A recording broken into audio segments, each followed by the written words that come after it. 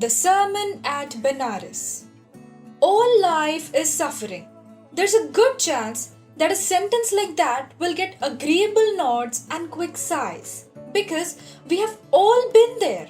We have all experienced hurt and heartbreak, and the world at large may look bleak at times too, for there's death, destruction, disease, poverty, discrimination, oppression, and poorly performed stand-up comedy.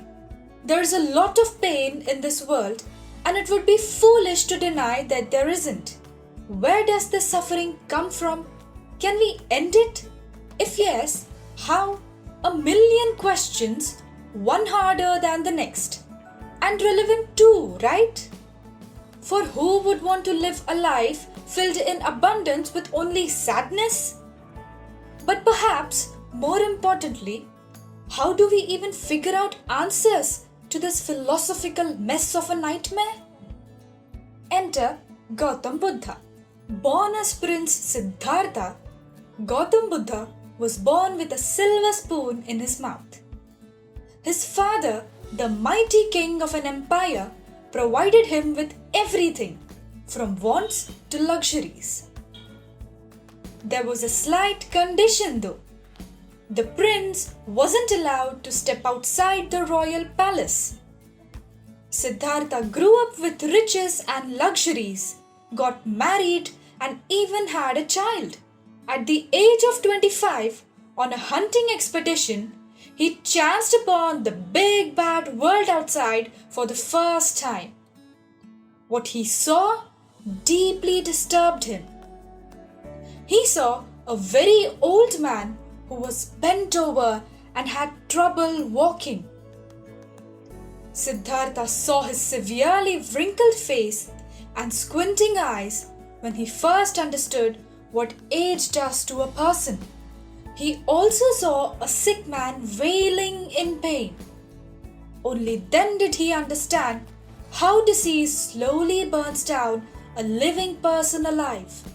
He saw the still and lifeless body of a dead man being carried away in a funeral procession. Only then did he understand the terrifying nature of death. And finally, he saw an old monk begging for alms, weak and weary from what poverty did to him. Deeply disturbed by this, he wanted to understand more about life, why human beings suffered, and how one could help relieve suffering in the world. Thus, he began his quest, a search for enlightenment. Wait, hold on. What's enlightenment? Simply put, enlightenment is the state of being aware of the true reality or knowledge of life. To be enlightened in this context means to know. Prince Siddhartha wandered for 7 years and then sat down under a peepal tree to meditate. After 7 days, he was enlightened there. And thus was born Gautam Buddha, which literally means awakened one. After this, Buddha went from place to place to deliver his teachings. A talk on religious and or moral subject is called a sermon. Buddha's first sermon was delivered at the holy city of Benares, on the banks of river Ganga. The sermon follows a story of a lady called Kisa Gotami. Kisa Gotami had just lost her baby boy. Distraught at the loss, she held her son and sought to find a cure for death. Ridiculed by many, she finally found a doctor who told her that while he didn't have any cure himself, perhaps she would find it with Shakyamuni, another name for Buddha. When she found him, she asked him to give her a cure that would bring back her child. Thinking for a while, the Buddha asked her to bring him a handful of mustard seeds. Easy, right? Here was the catch. The mustard seeds were to be from a family that hadn't suffered a tragedy. when no one had lost a parent or a child or a loved one. Undaunted and desperate, Kisa Gautami went from house to house asking for mustard seeds, but couldn't find a family untouched by death. They had all lost people. They had all experienced tragedy and grief. When she sat down, finally, she felt hopeless. Seeing the dimming lamps of the city, she realized human life was not that different than the fate of those lamps. One lives and struggles just like those lamps before being extinguished. Death is darkness, and ultimately all lives return to that darkness. The Buddha steps in and offers Kisa Gautami invaluable wisdom. To truly appreciate his teaching, let's look at the core tenets of Buddhism. The Four Noble Truths. First, life is full of suffering. Death is inevitable. It cannot be avoided. Everything alive is destined to die one day, and there's nothing we can do about it. It is the ultimate truth of life.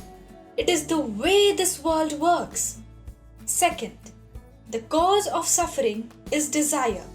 But if this is true, why does it hurt us? It is because we desire the company of those we love so much. And there's nothing wrong with that. But when our wants become compulsions, our desires hurt us. But when we say, this must happen because I desire so, our attachment starts hurting us. The ultimate truth of the matter is, life doesn't owe us anything. The world has no duty to bend as per our wills. Third, how to end suffering. Do the truths above mean we must stop desiring at all? That we must not want anything? Absolutely not. It is only human to want. But does it mean there is no end to our suffering? Once again, absolutely not.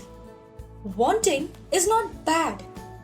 But demanding that our wants must be fulfilled by life, no matter what, that is the issue. The solution?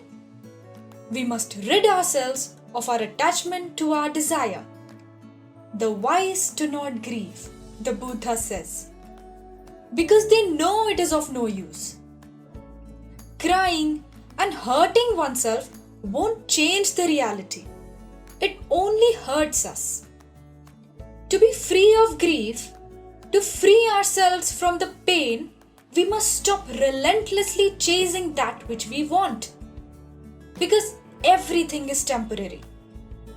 And once we realize that it is us who finally get to choose where we get our happiness from, our craving and desires will fade. Once we accept our destiny, once we unconditionally accept life for what it is and what it gives us, we will be free.